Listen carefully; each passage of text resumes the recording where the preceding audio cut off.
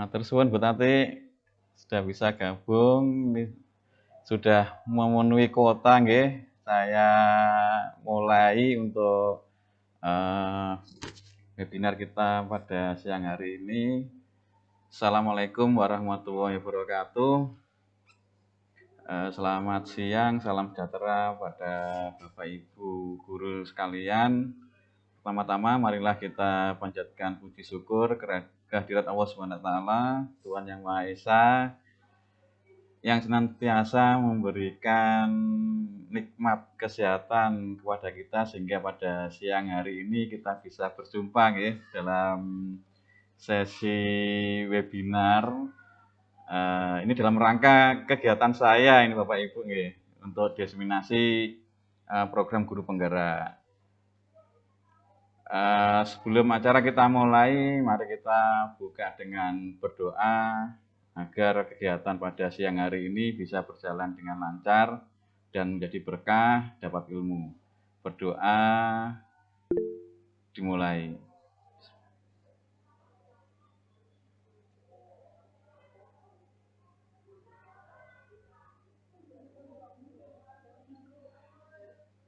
Nggih, matur suwun.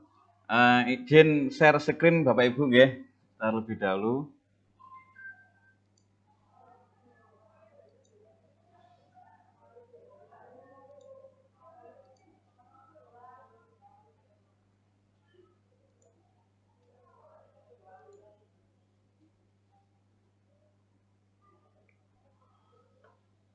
Oke, Bapak Ibu, untuk materi kita di sini saya ingin berbagi aksi nyata yang sudah saya lakukan di program guru penggerak dengan tema budaya positif di sekolah. Untuk topik pembahasan kita pada siang hari ini ada 7 topik. Yang pertama yaitu perubahan paradigma belajar, disiplin positif, motivasi perilaku manusia, keyakinan kelas, kebutuhan dasar manusia, posisi kontrol restitusi, dan segitiga restitusi. Sebelum kita mulai, kita adakan kesepakatan kelas. Ini mungkin bisa juga kita terapkan di pembelajaran kita. Yang pertama, yaitu menyalakan kamera dan mematikan mikrofon selama webinar, kecuali ada kondisi tertentu, monggo bisa di off cam. Yang kedua, berpikiran terbuka dan saling menghormati sesama peserta. Yang ketiga, jika ada satu peserta berbicara, maka peserta yang lain mendengarkan atau aktifkan tombol raise hand jika hendak bertanya. Yang keempat, berpartisipasi penuh pada kegiatan. Dan yang kelima, mengikuti kegiatan dengan perasaan yang gembira. Gimana Bapak Ibu? Gembira nggih? Senang nggih untuk kegiatan hari ini? Untuk meet schedule-nya pada siang hari ini pembukaan 5 menit tadi sudah kita laksanakan. Yang kedua yaitu ice breaking. Terus materi dilanjutkan dengan materi inti 45 menit dan tanya jawab 4 balik dan termasuk penutup 5 menit. Jadi total kegiatan kita siang hari ini adalah 60 menit. Ini minimal untuk 60 menit.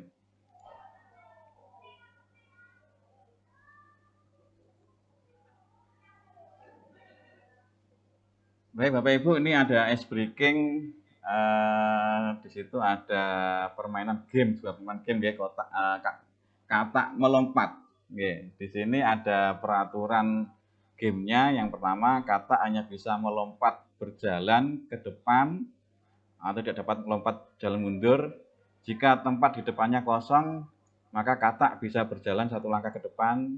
Dan jika ada 1 kotak di depannya, kata bisa lompat 1 kata. Hanya melompati 1 kata tersebut. Saya kirim linknya ke jenengan, mungkin bisa dicoba untuk melakukan ice breaking-nya.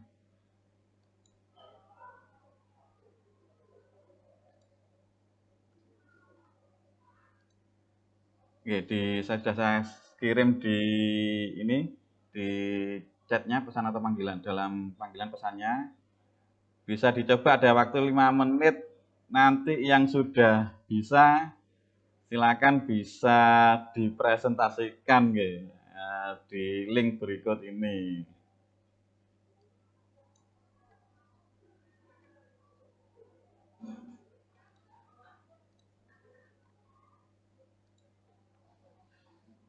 Monggo yang mau berpartisipasi, mungkin siapa Pak Mardi, Pak Rus, Pak Agung, Bu Tati mungkin. Ya, untuk uji cobanya bisa yang di link yang archive.org gitu. Oke.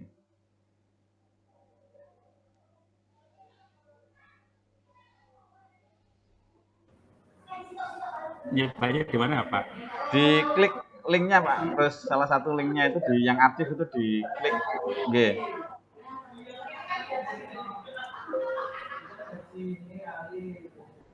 Nanti masuk ke halaman web itu dengan klik tombol startnya, tunggu sebentar nanti akan muncul. Nah, ini kalau saya tampilkan.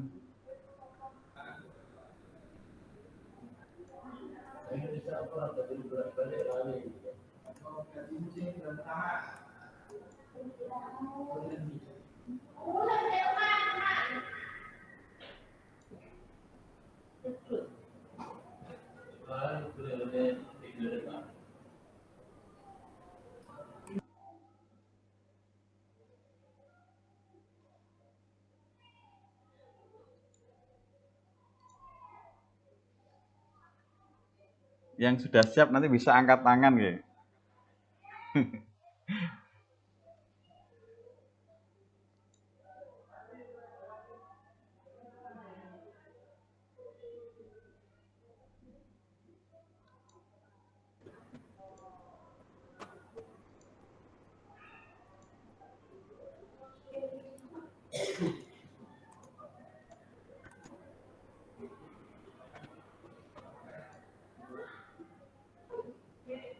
Nah, ini ada dua. Kalau ini yang game yang aplikasi ini kalau ini tidak bisa mundur, tapi kalau yang tadi yang di link Jamboard itu bisa kita maju mundur gitu.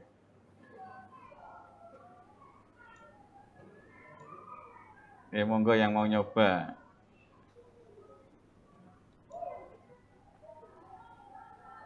Ini katanya, nah ini saya kembalikan dulu katanya nggih.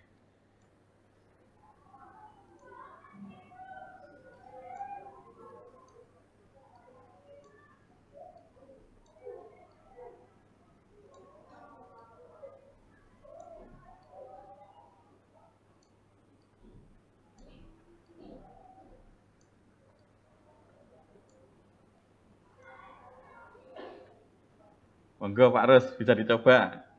Atau Pak Rus mau share screen yang di ini yang di aplikasi yang archive.org bisa nanti saya stop screen saya dulu. Belum menemukan ya, Pak? Yang Kemana, Pak? di chatnya Pak Rus di pojok kanan itu kan ada chat. Chatnya diklik, ya.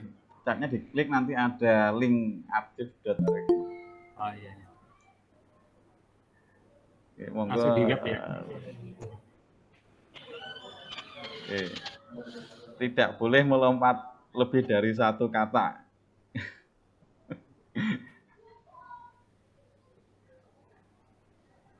Yang mau mencoba bisa angkat tangan. Gitu.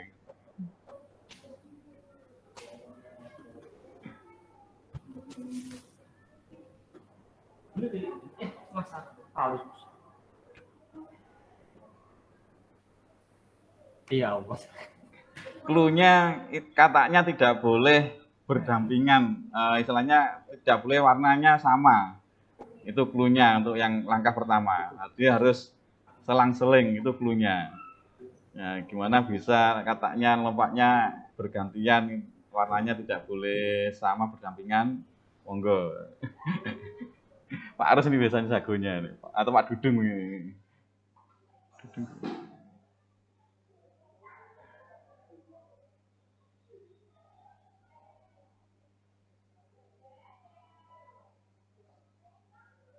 Oke, masih ada waktu 2 menit. Bu Tati, mungkin Bu Tati, monggo.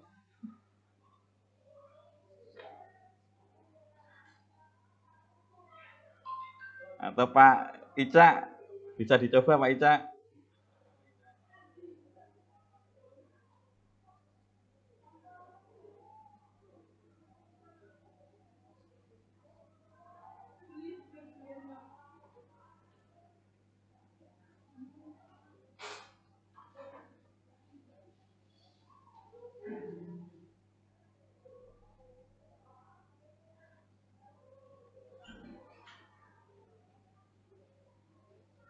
Karena Bapak Ibu,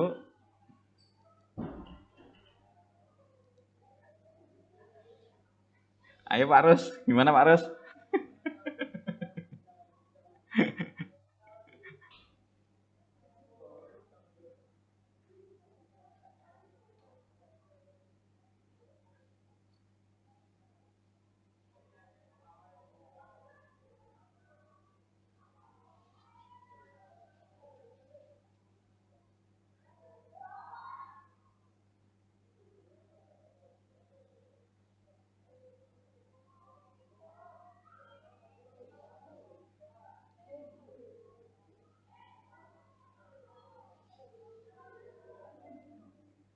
Kelihatannya serius semua ini.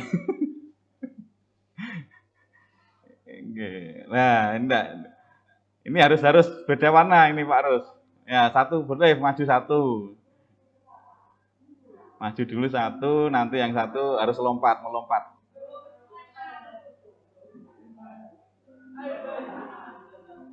Oke, harus melompat, monggo dilompat.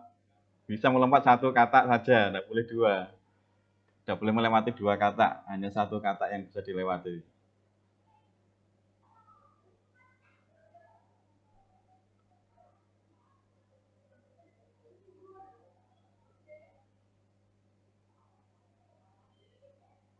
Nah, oke, lanjut. Nah, terus, ya tidak boleh nih, ini dua ini masih nanti gagal.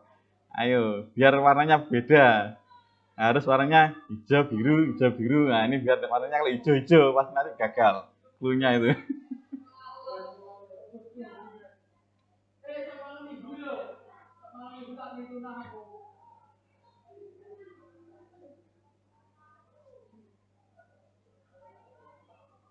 Tidak boleh mundur.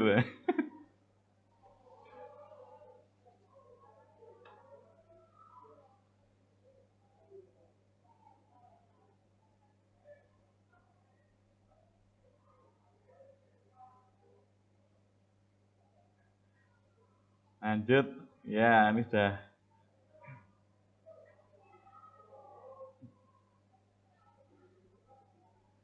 Oke.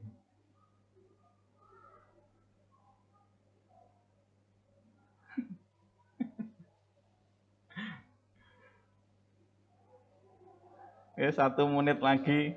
1 menit lagi, ayo 1 menit.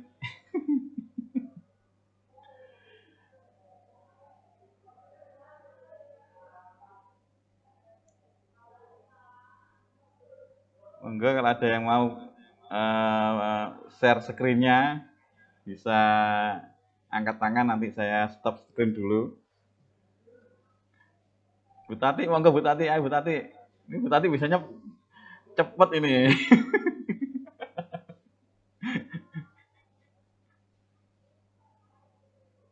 Ya, pasti stuck ini. Ya terus mana yang bisa dua? Tidak bisa melompat.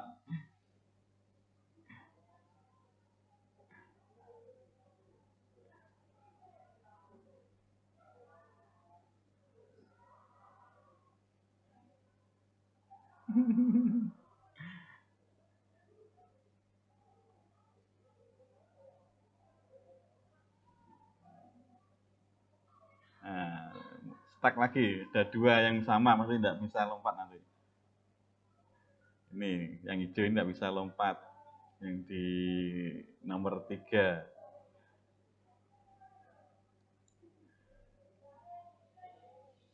Oke, ya saya pecahkan sendiri kelihatannya ini. Oke. Saya. Oh ya Pak Arus, oke monggo. Mau share screen Pak Arus? Ya, coba. Oke, saya hentikan dulu share screen-nya. Monggo Pak Rus. Sudah. Oke, monggo di Langsung share. screen. Oke, monggo share screen.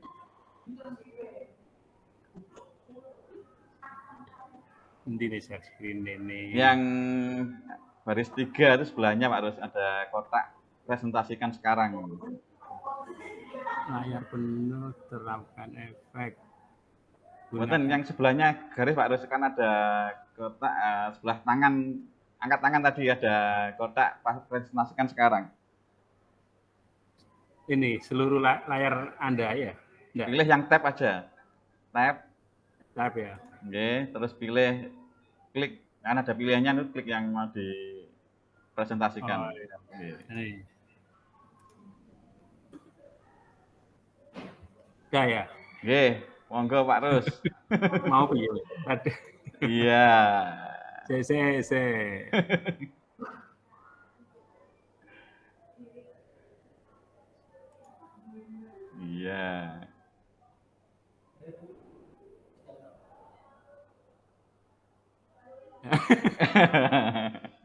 C. Iya, pasti salah itu. Keliru.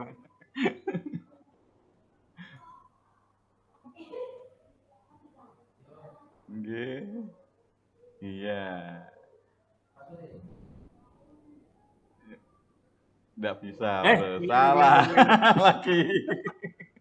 Yang hijau lagi. Tadi sudah bisa ya? Oke. Yang lain mungkin. Yang kedua itu 2 kali Pak Rus jalannya. Nah. Oke. Terus, nah itu hijau lagi maju ke depan dulu. Hijaunya yang maju ke depan Pak Rus, bukan coklatnya. Nah itu bisa nggih, monggo saged monggo. Monggo, bisa 2 cara.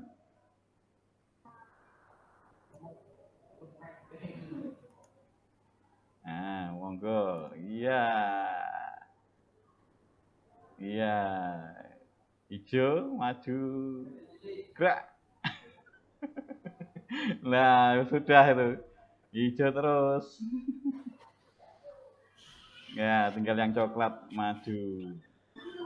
Enggak, coklat yang depan sendiri, nggih, maju dulu. Nah, maju lagi, semuanya coklat maju. Iya, semua coklat maju dulu. Ya, baru hijaunya maju semua. Ya, terakhir coklat lagi. Plus buat Pak Rus. Terima kasih Pak Rus. Terima kasih. Bisa dinonaktifkan lagi screen-nya.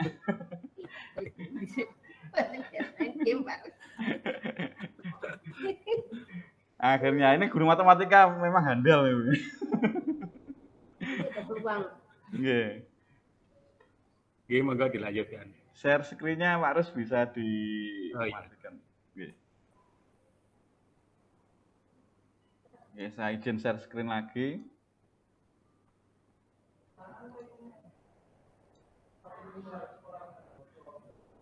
Oke, terima kasih. Mudah-mudahan kita sudah bahagia setelah mencoba melakukan ice breaking tadi Bapak Ibu nggih. Ini bisa dicoba di game ke siswa ini pasti rame nih. Oke, kita masuk ke topik pertama yaitu perubahan paradigma belajar Bapak Ibu. Perubahan paradigma belajar ini dimulai dari pendidikan zaman kolonial, di mana tujuan pendidikan di zaman kolonial sebenarnya untuk membantu kepentingan pemerintah Hindia Belanda dalam menjalankan perdagangan atau usaha mereka di bumi Indonesia. Pada masa ini rakyat hanya diajari menulis, membaca, dan berhitung seperlunya saja untuk membantu mereka dalam usaha perdagangannya. Gitu. Perubahan radikal dalam pendidikan dan pengajaran ini saya bagi menjadi 4 tahap, yang mana tahap pertama yaitu pertama kali berdirinya organisasi Budi Utomo tahun 1908, yang dilanjutkan dengan gerakan dari Raden Ajeng Kartini dengan emansipasi wanitanya pada tahun 1912, dan lahirnya Taman Siswa pada tahun 1920 oleh Ki Hajar Dewantara, yang mana beliaunya adalah bapak pendidikan untuk bangsa Indonesia. Gitu. Dengan pemikiran-pemikirannya akhirnya kita bisa merdeka belajar yang dicanangkan oleh Mas Menteri Nadiem Anwar Makarim pada tahun 2021 hingga sekarang.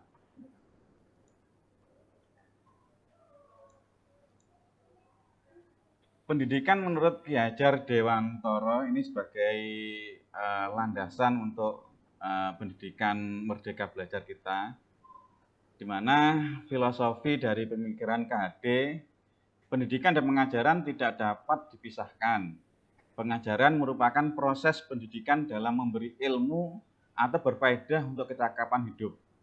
Sedangkan pendidikan memberi tuntunan terhadap segala kekuatan kodrat yang dimiliki anak agar mampu mencapai keselamatan dan kebahagiaan setinggi-tingginya. Kodrat di sini yaitu kodrat alam dan kodrat zaman. Jadi inti dari pendidikan kita itu yaitu menuntun siswa kita dalam mencapai minat dan bakatnya sesuai dengan kodratnya. Seorang pendidik hanya mampu menuntun tumbuh hidupnya kekuatan kodrat alam yang ada pada anak-anak.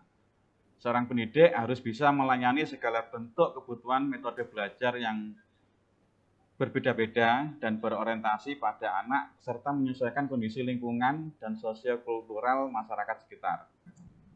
Menurut KHD di sini pendidikan harus berpihak pada anak gitu Bapak Ibu. Jadi kalau dulunya kita pendidikan itu istilahnya berpusat pada guru. Nah, untuk saat ini untuk Merdeka Belajar ini pendidikan harus berpihak pada anak.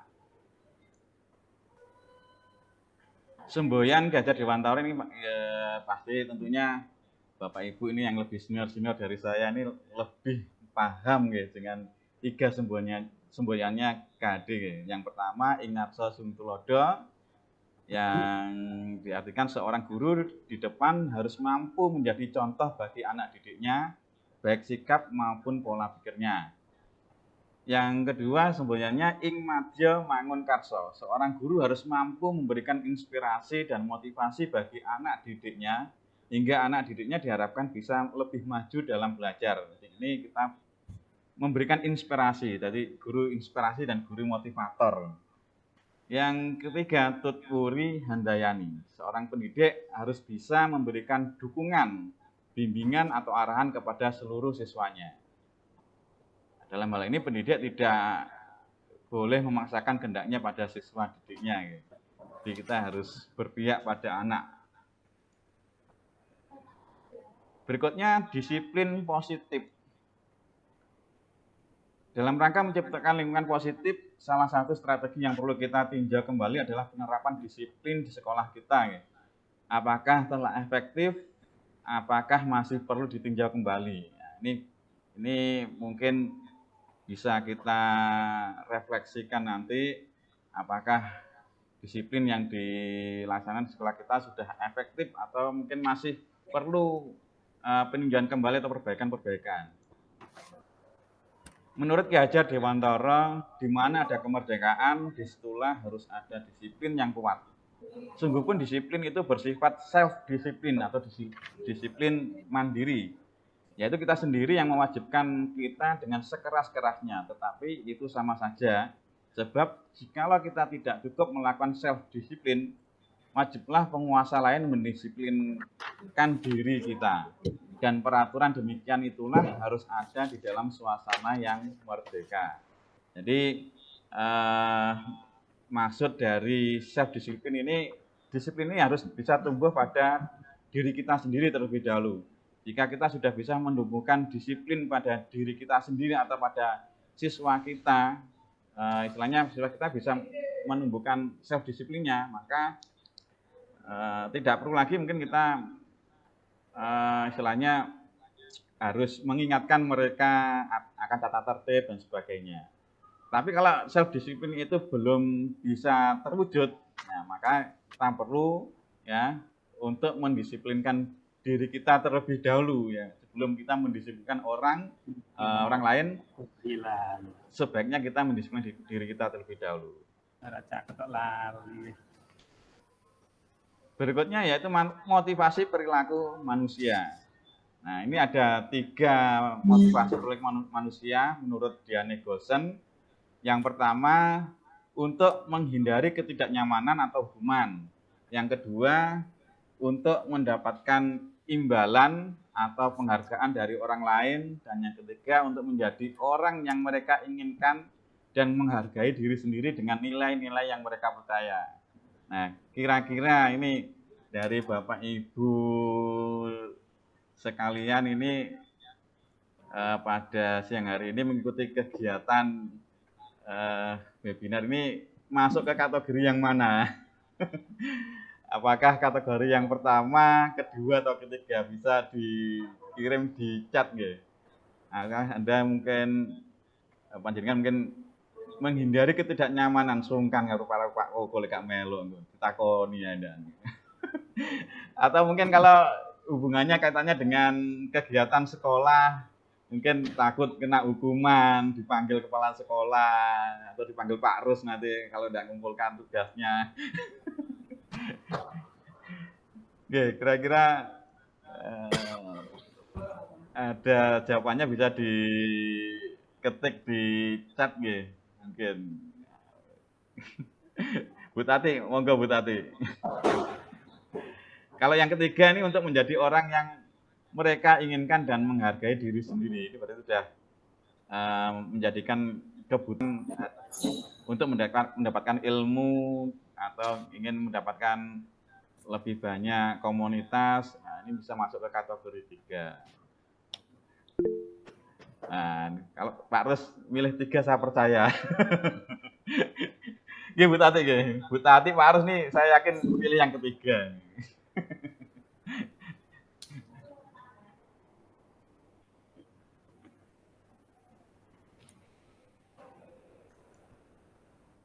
Oke, saya lanjut. Nah, kalau tadi pilihannya karena inginkan penghargaan, maka di sini ada istilah dihukum oleh penghargaan, Bapak Ibu. Nah, ada 7 poin bahwasanya penghargaan itu tidak efektif. Penghargaan merusak hubungan, penghargaan mengurangi ketepatan, penghargaan menurunkan kualitas, penghargaan mematikan kreativitas, penghargaan menghukum, dan yang terakhir hilangnya motivasi dari dalam diri. Nah, kira-kira setuju mboten panjenengan dengan istilah penghargaan ini? Oke. Apakah benar penghargaan itu tidak efektif? Apakah benar penghargaan itu bisa merusak hubungan? Dan seterusnya. Oke. Kira-kira ada yang mau memberikan atau menyampaikan pendapatnya? Monggo bisa angkat tangan. Monggo Bu Tati mungkin bisa menyampaikan pendapatnya.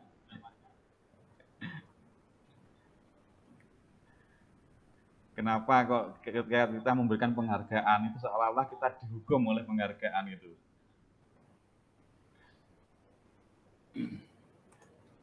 Nah, Pak Arus, monggo Pak Arus. Iya, jadi sebenarnya kalau penghargaan barangkali ya bagi kita pribadi ya senang-senang saja, tetapi di balik itu justru kita punya beban tanggung jawab yang lebih tinggi ya dari kondisi saat itu, karena dengan pemberian penghargaan itu ya tadi itu akhirnya kita dapat beban itu untuk selalu sebenarnya kalau ingin meningkatkan diri apa istilahnya apa ya ingin memperbaiki diri itu ya sebenarnya kayaknya semua orang, tetapi apabila kemudian diberi penghargaan itu malah seakan-akan seperti beban bagi kita. Itu kalau menurut saya gitu. Itu monggo yang lain barangkali. Yang lain mungkin ada yang menambahkan atau mungkin punya pendapat lain tentang penghargaan. Kenapa kok bisa merusak hubungan? Nah, Bu Tati mungkin bisa jawabannya, ada jawabannya.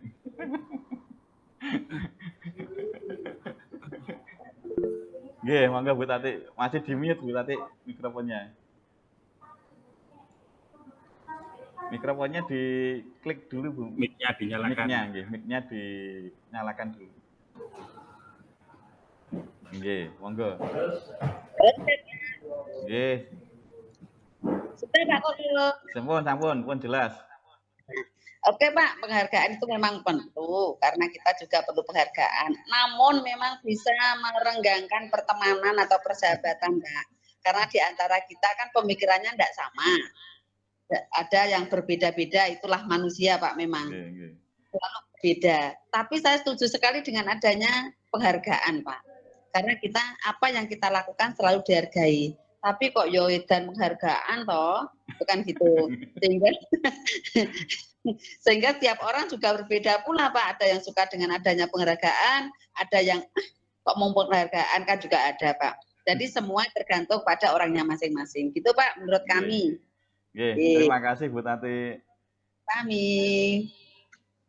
Bapak Ibu, apa yang disampaikan oleh Pak Arus dan Bu Tati itu benar. Ya.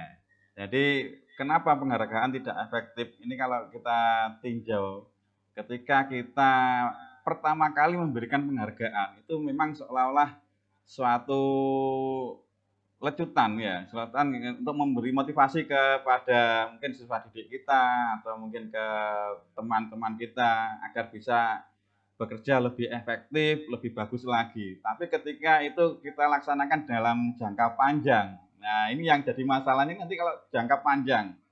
Ketika penghargaan tadi dirasa sudah tidak mencukupi atau tidak sesuai dengan apa yang dilakukan, nah, ini akan menjadi tidak efektif. Istilahnya ada yang grundel dan sebagainya. Terus penghargaan bisa merusak hubungan, ya.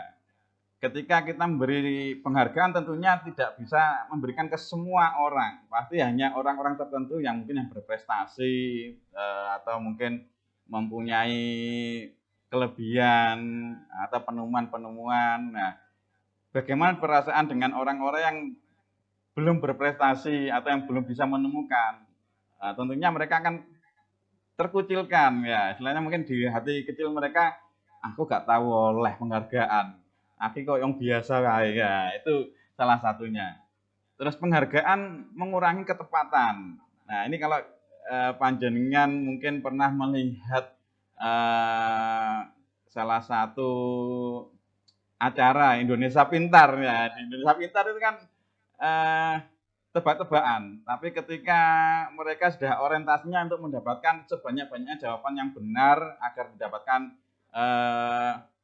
hadiah yang lebih besar, maka apa yang disampaikan sudah tidak tepat, banyak yang tidak tepat atau mungkin diulang-ulang. Nah, itu mengapa penghargaan mengurangi ketepatan. Penghargaan menurunkan kualitas. Nah, ini juga hampir sama dengan ketidakefektifan tadi.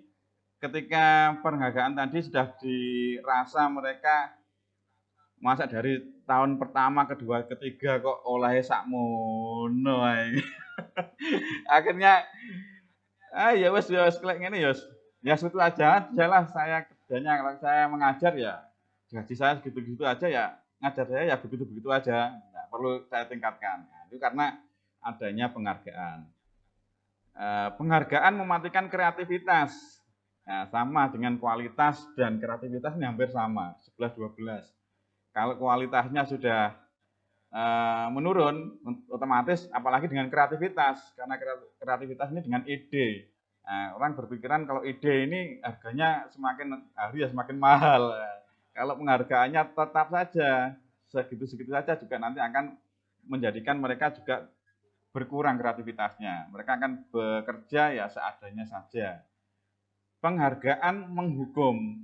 Nah, ini biasanya kalau kita mungkin di siswa didik kita adakan siapa yang bisa menjawab nanti akan saya berikan hadiah. Nah ini seolah-olah yang tidak bisa menjawab ini akan merasa terhukum, misalnya tidak bisa, misalnya tidak dapat hadiah sama sekali atau dapat nilai. Ya, yang bisa menjawab nanti saya kasih nilai di atas KKM. Nah, yang tidak bisa menjawab akan bingung, merasa terhukum nanti, waduh saya tidak bisa menjawab, berarti nilai saya nanti di bawah KKM. Yang terakhir, hilangnya motivasi dari dalam diri. Ini juga karena dengan adanya penghargaan tadi, artinya motivasi dalam dirinya kurang. Mereka kurang untuk memotivasi diri untuk bisa berkembang. Nah, jadi prioritasnya hanya ke penghargaan tadi. Dan apa yang disampaikan Bu Tati memang benar, penghargaan itu memang dibutuhkan. Nah, dibutuhkan di sini kalau saya dalam jangka pendek itu memang bisa kita laksanakan. Tapi kalau mau kita lanjutkan secara jangka panjang, maka akan timbul masalah-masalah seperti yang saya kemukakan tadi.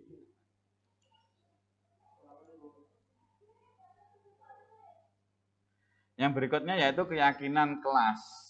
Nah, ini yang saya jalankan sebagai hasil dari guru pembelajar. Oke, jadi saya sebelum awal pembelajaran itu saya membuat keyakinan kelas terlebih dahulu, dan keyakinan kelas itu selalu saya ingatkan kepada siswa bahwasanya apa yang kita jalankan itu memang menjadi suatu kebutuhan. Nah, ini ada beberapa pertanyaan. Mengapa kita memiliki peraturan tentang penggunaan helm pada saat mengendarai kendaraan roda 2 atau motor?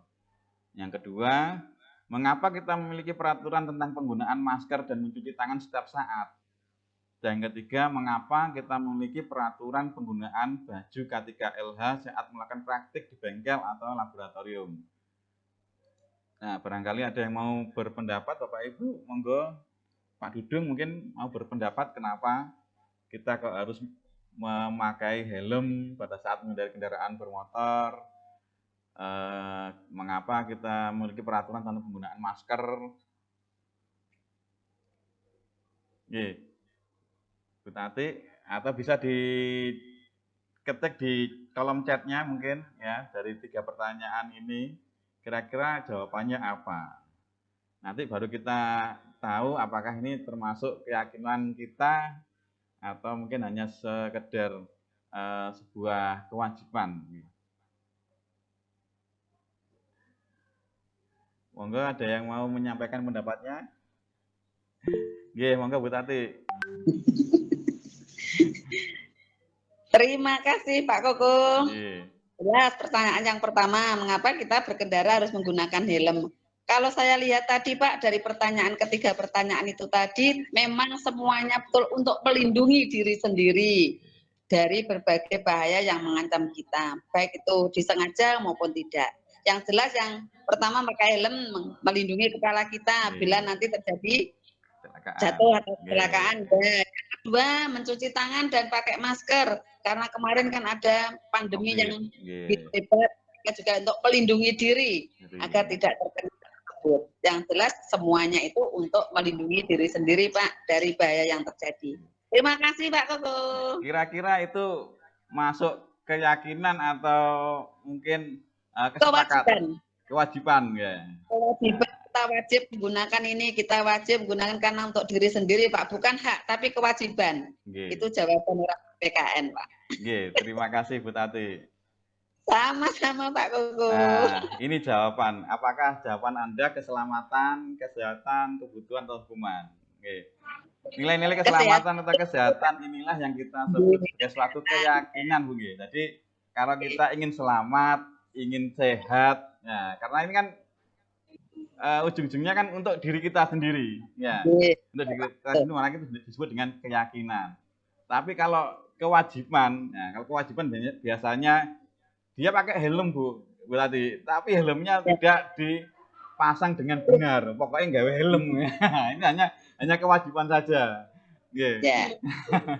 Pakai masker, ya pakai masker, tapi maskernya tidak standar. Nah, itu mungkin hanya sebuah kewajiban, belum masuk ke keyakinan. Terima kasih Bu Tati, jawabannya bagus sekali. Saya lanjutkan. Masuk ke kebutuhan dasar manusia. Ada 5 kebutuhan dasar manusia. Yang pertama, kebutuhan untuk bertahan hidup atau survival, kasih sayang dan rasa diterima atau love belonging, kebebasan atau freedom, kesenangan atau fun, dan yang kelima, penguasaan atau power. Nah, inti dari kelima kebutuhan dasar ini yaitu pada bertahan hidup. Saya yakin setuju semua. Kalau bertahan hidup ini berarti makan dan minum, ya. ujung-ujungnya kan di situ, makan dan minum untuk bisa bertahan hidup. Selain makan dan minum, ini ada kasih sayang. Kita perlu rasa kasih sayang dan rasa diterima di orang sekitar kita. Kita juga butuh kebebasan agar kita bisa mendapatkan penghidupan yang layak dan sebagainya. Begitu juga dengan kesenangan ya dan penguasaan. Ya, di sini Gleiser menyatakan bahwa kapasitas untuk berubah ada di dalam diri kita. Jika kita dapat mengidentifikasi kebutuhan apa yang mendorong perilaku kita, maka perubahan perilaku positif dapat dimulai dengan mencari solusi untuk memenuhi kebutuhan tertentu dengan cara yang positif.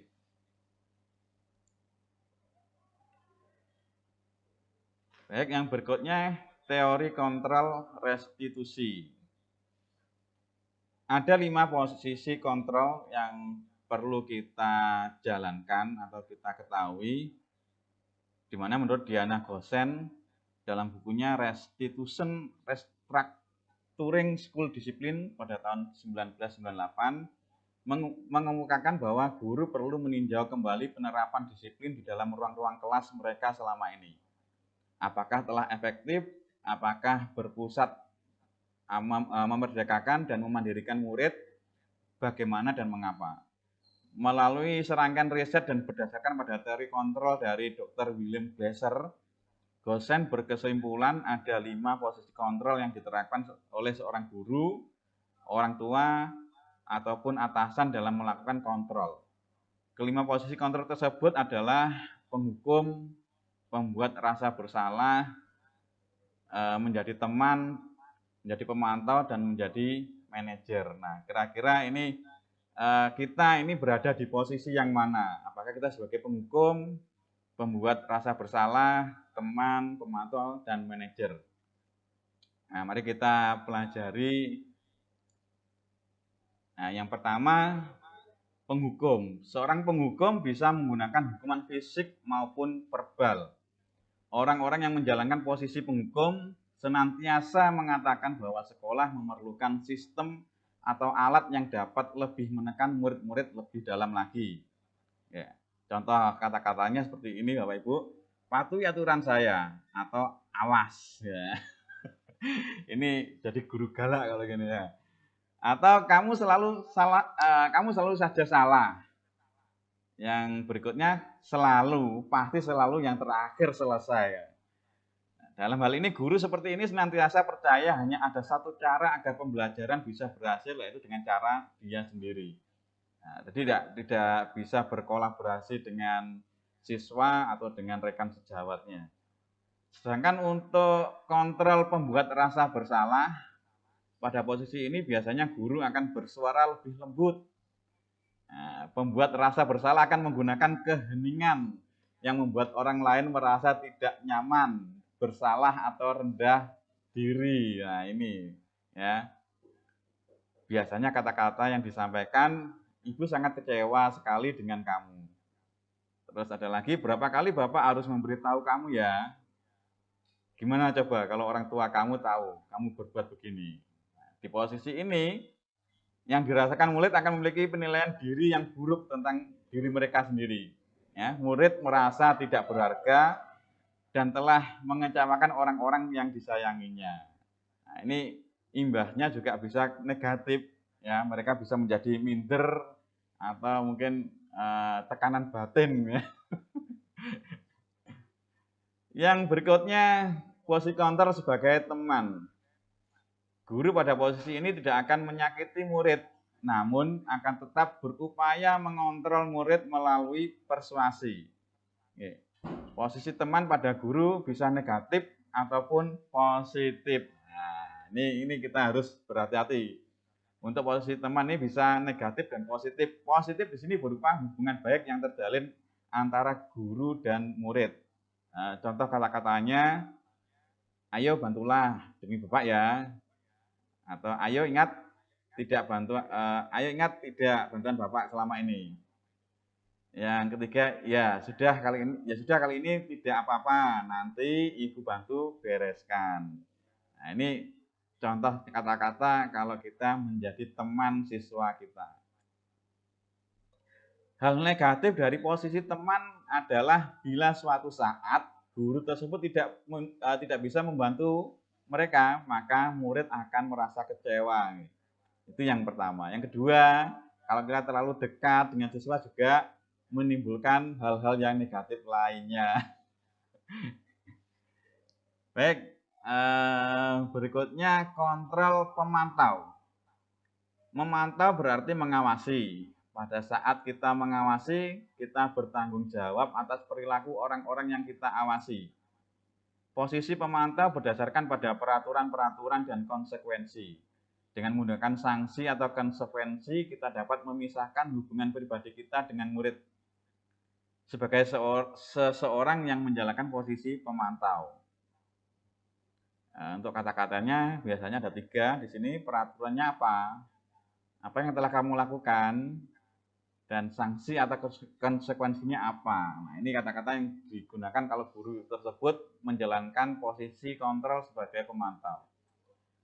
Posisi ini akan menggunakan stiker, slip catatan, daftar cek. Nah, biasanya punya catatan-catatan pribadi, ya Bapak Ibu gurunya di sini.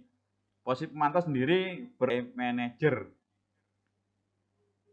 ya, di mana guru berbuat sesuatu bersama dengan murid, mempersilahkan murid, mendukung murid agar dapat menemukan solusi atas permasalahannya sendiri. Contoh kalimatnya, apa yang kita yakini, nah, kembali ke keyakinan terus, apakah kamu meyakininya? Jika kamu meyakininya, apakah kamu bersedia memperbaikinya?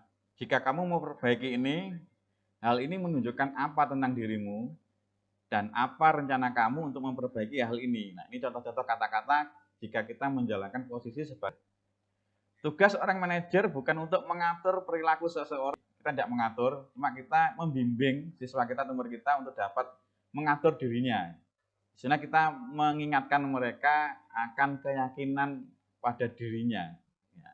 Seorang manajer bukannya memisahkan murid dari kelompoknya, tapi mengembalikan murid tersebut ke kelompoknya dengan lebih baik dan kuat.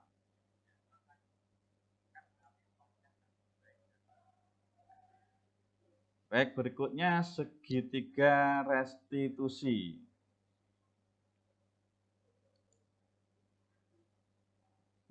Masih menurut Diana Gosen, dalam bukunya Restitution, Restructuring itu telah merancang sebuah tahapan untuk memudahkan para guru dan orang tua dalam melatih bernama segitiga restitusi atau restitution triangle yang menstabilkan identitas atau stabilize the identity.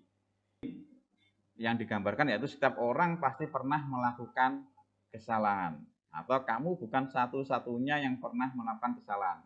Nah, bentuk kata-kata ini menunjukkan adalah untuk menstabilkan identitasnya. Yang kedua yaitu validasi tindakan yang salah. Ini sisi sebelah kiri. Contohnya yaitu kamu tentu punya alasan mengapa melakukan itu. Terus yang kedua, adakah D1 ini ya. Kemarin saya kolaborasi dengan anak-anak untuk membuat bisa melihat diagramnya di sini ya. Jadi ketika kita melakukan kontrol pengukur siswa kita, jangan gitu. Jadi kita sudah berusaha sebaik mungkin ya, namun tidak semua siswa ya, mungkin ada 1 atau 2 siswa kita yang gagal. Berikutnya perilaku kontrol positif. Nah, ini identitasnya berhasil atau sukses. Yaitu 2, sebagai teman dan sebagai pemantau. Ini guru berbuat yaitu membuatkan alasan-alasan untuk murid-muridnya. Untuk sebagai teman, contohnya tadi lakukan tadi. Hasilnya, ya, yang nanti ketergantungan. Ini yang jadi negatifnya lagi ketergantungan siswa kepada gurunya.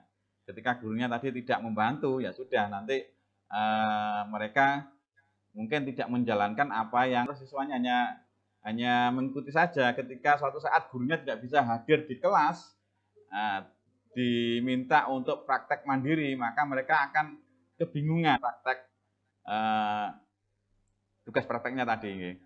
Sedangkan di sini menyesuaikan bisa bila diawasi, ya berarti mereka masih butuh pengawasan. Ketika tidak diawasi, nah ini juga bisa menjadi ke hal yang negatif. Dan yang terakhir menjadi kontrol diri yaitu manajer, ini juga masuk ke sukses, dan ini harapan kita semua guru di Indonesia ya umumnya atau khususnya di SMK Negeri 1 Tuban ini bisa menjadi kontrol manajer, yaitu menguatkan watak atau karakter siswa didik kita.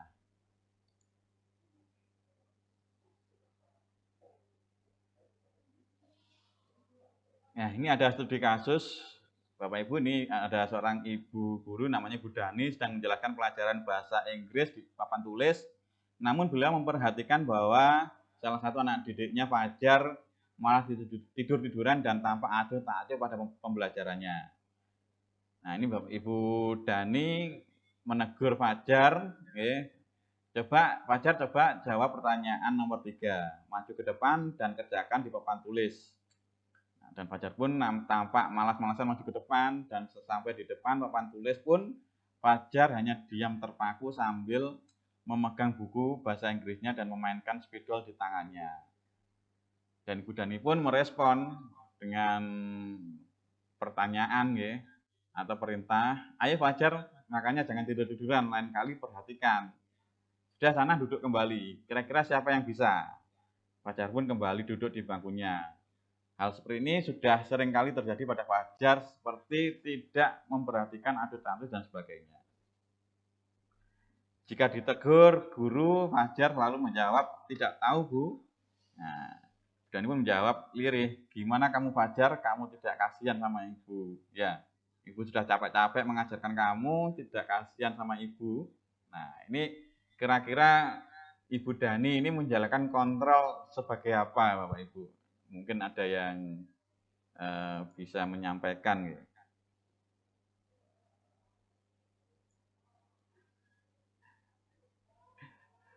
Monggo, mungkin Pak Rus bisa, atau Pak Dudung atau yang lain, Pak Mardi. Kira-kira apa yang disampaikan Ibu Dani ini masuk ke teori kontrol yang mana? Ini kalau kita kembali lagi, nah ini kan ada 5 teori kontrol, penghukum, pembuat orang merasa bersalah, menjadi teman, pemantau, atau manajer. Nah, kira-kira Ibu Dani ini menjalankan kontrol sebagai apa? Monggo yang Bu Tati, monggo. Bu Tati nanti terus Pak Rus nanti dua.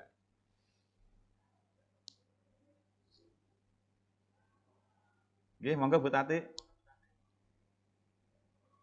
Bu. Atau Pak Rus, monggo Pak Rus, Pak Rus.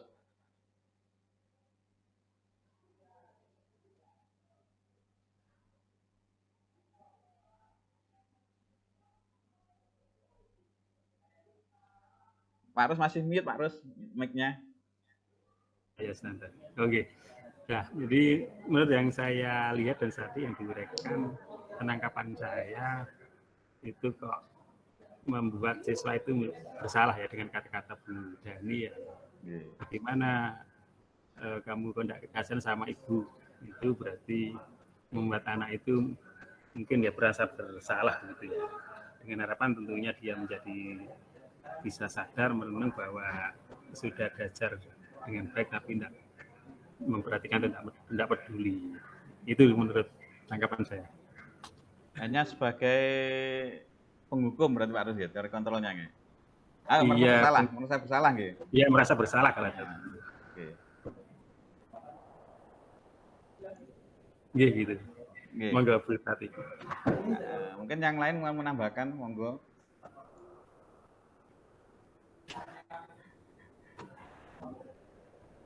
Ya. Nggih, Pak Rus. Kalau kita pelajari dari kata-kata yang disampaikan oleh Ibu Dani tadi, Fajar coba jawab pertanyaan nomor 3, maju ke depan dan kerjakan di papan tulis. Nah, kalau ini kita bisa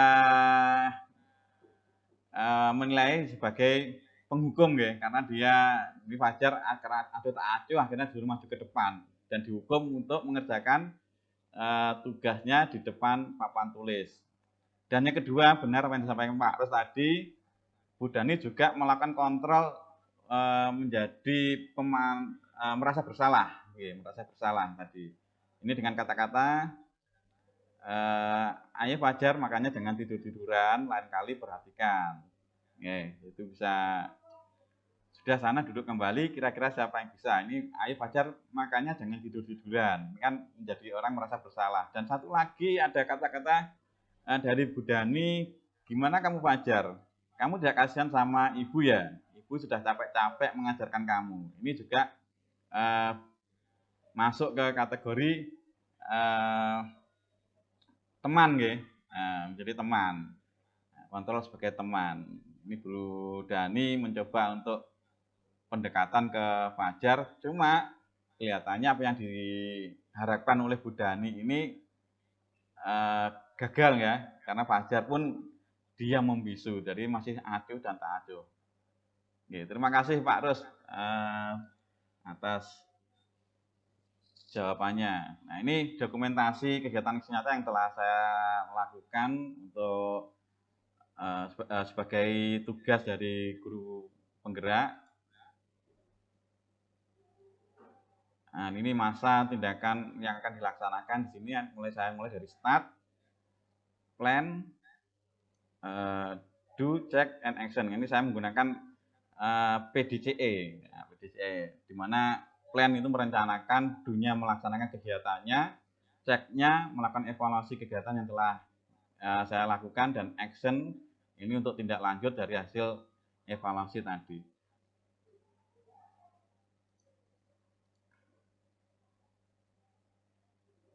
Nah, ini salah satunya dengan melakukan koordinasi di perencanaannya, koordinasi dengan kepala sekolah, terus membuat keyakinan kelas dengan siswa. Nah, ini salah satu contoh keyakinan kelasnya. Nah, semua siswa mempunyai tanggung jawab dalam menjaga kebersihan ruang. Semua siswa mengutamakan keselamatan kerja saat praktik. Semua siswa mempunyai kesadaran menjaga ketertiban pelaksanaan praktik. Semua siswa mempunyai tanggung jawab menjaga keamanan alat praktik. Nah, ini setiap kali kita masuk kelas, karena masih belajar, jadi kita selalu mengingatkan keyakinan kelas. Kalaupun masih ada yang belum berjalan, maka jangan bosan-bosan kita untuk mengingatkan anak didik kita.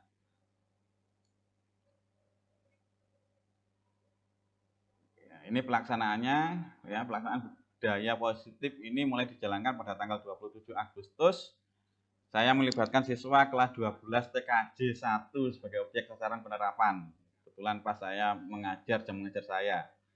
Yaitu menyampaikan kepada siswa akan pentingnya menjalankan keyakinan kelas, menyampaikan kepada siswa bahwa keselamatan praktik menjadi tujuan utama dari pelaksanaan keyakinan, dan menyampaikan kepada siswa bahwa kebersihan ruang praktik dapat menjadikan kegiatan praktik lebih nyaman dan aman. Mak, Bapak Ibu.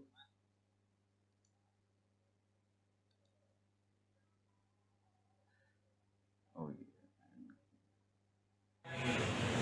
iya. Ternyata ada sedikit kendala teknis, hanya bisa sepotong saja. Nanti bisa saya share di portofolio Google Sheet saya nanti. Saya lanjutkan. Oke, untuk evaluasinya pada tahap ini pelaksanaan budaya positif, kita evaluasi apakah sudah sesuai dengan perencanaan yang dibuat.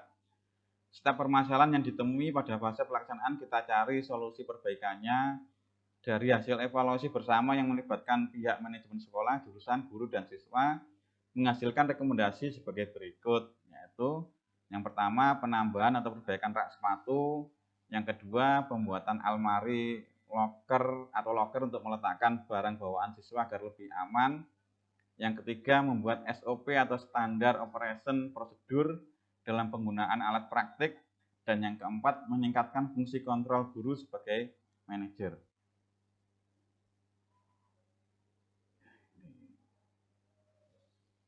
Ini ada beberapa yang tidak bisa tayang fotonya. Ini contoh tindak lanjutnya. Ini sudah dilaksanakan oleh Pak Arif Juli ini, ya, untuk di jurusan DKV. Nah, ini sudah ditata rapi dan dibuatkan rak untuk menempatkan makanannya. Ini ada contohnya. Ya, pada tahap ini hasil evaluasi dari tim pemantau kita tindak lanjuti untuk perbaikan penerapan budaya positif di sekolah. Adapun perbaikannya yaitu penambahan atau perbaikan rak sepatu. Yang kedua, pembuatan almari atau loker untuk meletakkan barang bawaan siswa agar lebih aman. Yang ketiga, membuat SOP atau Standard Operation Procedure dalam penggunaan alat praktik. Dan yang keempat, melakukan segitiga restitusi sampai tumbuh budaya positif pada siswa. Sehingga akhir dari tujuannya yaitu membentuk self disiplin tadi pada diri siswa masing-masing. Nah, tentunya apa yang saya lakukan mungkin masih jauh dari kata sempurna, ya, dari harapan saya, dari evaluasi dan tindak lanjut yang dari harapan saya, yaitu yang pertama, budaya positif di sekolah dapat diterapkan pada seluruh warga sekolah.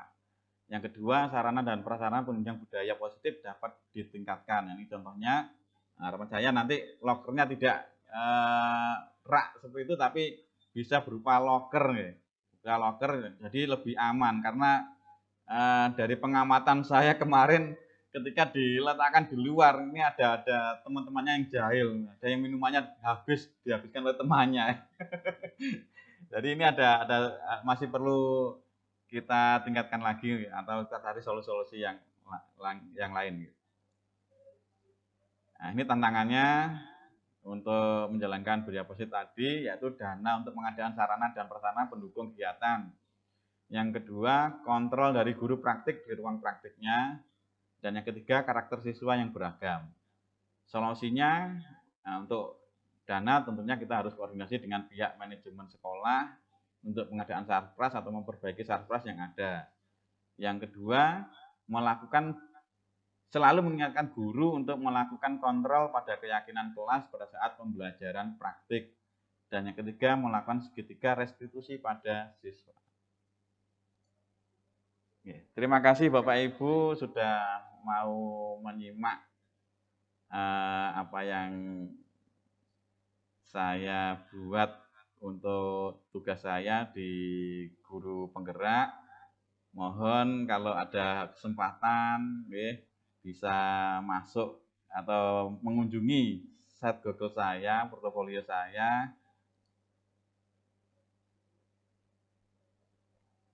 Nah, ini untuk alamatnya. Nah, mungkin kira-kira sebelum kita tutup mungkin perlu ada refleksi, barangkali ada Bapak Ibu yang mau memberikan refleksi tentang kegiatan kita pada siang hari ini. Ini ada link Padlet, ya, bisa diisi di saya share di pesan di chat, ya, bisa dengan klik dan diisi, nggih. Monggo.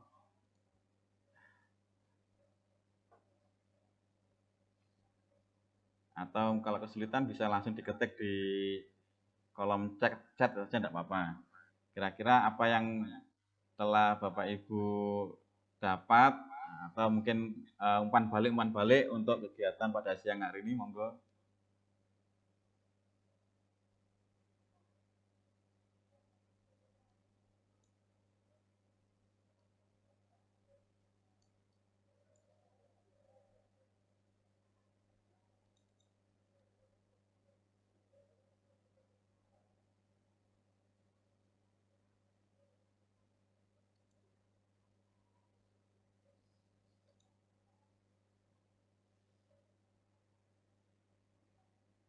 Bu Tati, monggo Bu Tati. Barangkali ada yang mau disampaikan untuk umpan balik dari apa yang saya sampaikan tadi, masukannya monggo. Atau mungkin mau memberi refleksi dari kegiatan ini, kira-kira apa yang telah Bu Tati dapat dari kegiatan webinar ini, atau mungkin ada yang perlu saya tingkatkan, monggo.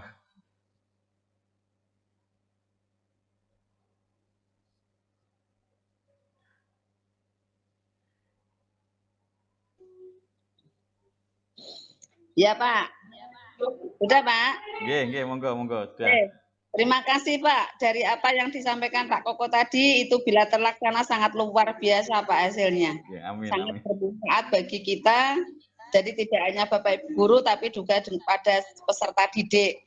Semoga saja apa yang disampaikan Pak Koko nanti bisa terlaksana di hari-hari kemudian ya Pak, Amin, nggih, biar amin, amin. bisa terrealisasi. Namun saya masih bingung masalah pembuatan kodok tadi loh Pak, menculot-menculotnya. Nggih, saya ini ya, saya Dan waktu ya Pak, saya dikasih nggih, monggo nanti bisa konsultasi di ruang TI nggih, kantor TI. Oke, nggih, Pak. Ya, kalau yang disampaikan Pak Koko tadi, mulai dari perencanaan, pelaksanaan, sampai pada tantangan dan solusi, insya Allah itu bila terlaksana, terrealisasi, akan mendapatkan hasil yang luar biasa, Pak Koko, hebat. Terima kasih Bu Tati atas umpan balik yang telah diberikan. Bapak Ibu, tidak terasa ya, sudah 1 jam lebih ternyata. Tadinya saya kira-kira bisa enggak saya ngomong 1 jam. Ternyata kurang waktu ya Pak? Iya, ada beberapa tadi videonya hanya bisa berapa detik, ternyata kemarin saya simulasikan sudah bisa berjalan sampai habis, ternyata waktu saya share soalnya beberapa menit saja, enggak semuanya. Mungkin Pak, nanti lain waktu nanti bisa saya share ke grup untuk kegiatan budaya positif yang telah saya laksanakan di jurusan TIK mungkin. Terima kasih Bapak Ibu yang telah hadir di kegiatan webinar pada siang hari ini. Sebelum saya akhiri, mari kita tutup dengan doa, karena tadi sudah dibuka dengan doa. Mari kita tutup dengan doa. Semoga apa yang telah saya sampaikan tadi bisa membuka wawasan kita, juga menambah kemampuan kita ya dalam meningkatkan kualitas kita sebagai guru dan kualitas sekolah pada umumnya. Berdoa dimulai.